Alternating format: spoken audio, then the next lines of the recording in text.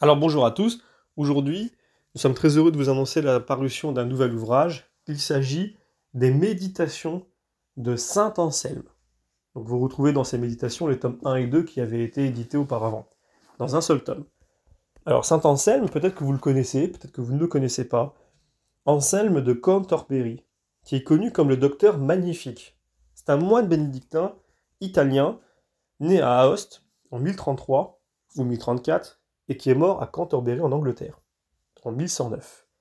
Et donc, le lecteur qui parcourra cet ouvrage avec les dispositions que son auteur primitif demandait aux hommes de son époque, c'est-à-dire avec une attention sérieuse et pleine d'alarme, s'apercevra facilement qu'il abonde en fruits savoureux et qu'il renferme un sucre plein de délices.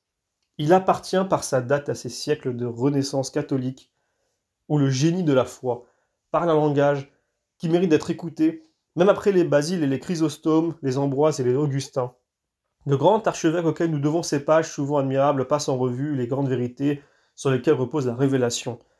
La Trinité, l'incarnation, la rédemption, le triomphe et le règne de Jésus-Christ, la chute de l'homme, sa réhabilitation par l'effusion du sang théandrique, notre impuissance quand nous ne sommes point assistés par la grâce, la noblesse de notre origine considérée à la lumière de la foi, les infirmités de notre nature dégradée par le péché héréditaire, la tyrannie des passions qui nous aveuglent ou nous précipitent, les peines sans fin, les récompenses éternelles, les joies du paradis, les tortures de l'enfer, voilà les sujets sur lesquels saint Anselme revient avec une fécondité inépuisable.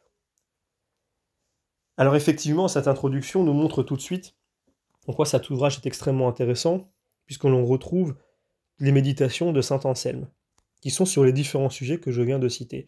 Alors saint Anselme, nous avons quelques ouvrages le concernant, dont celui-ci, que moi j'ai lu personnellement et que j'ai trouvé extrêmement intéressant, puisqu'on est vraiment dans la méditation d'un saint sur tout un tas de sujets et des questions des fois que nous avons sur la foi.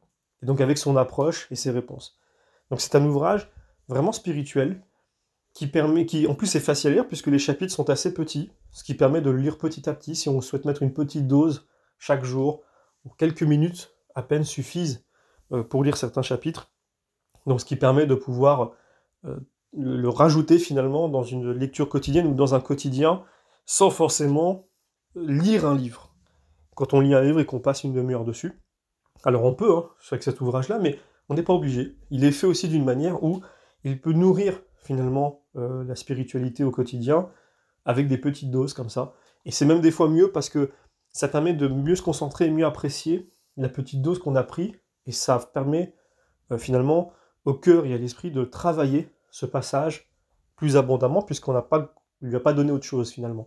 Donc il peut s'attarder dessus, il peut s'attarder sur certains détails sur lesquels il n'aurait pu s'attarder si la lecture avait été plus longue.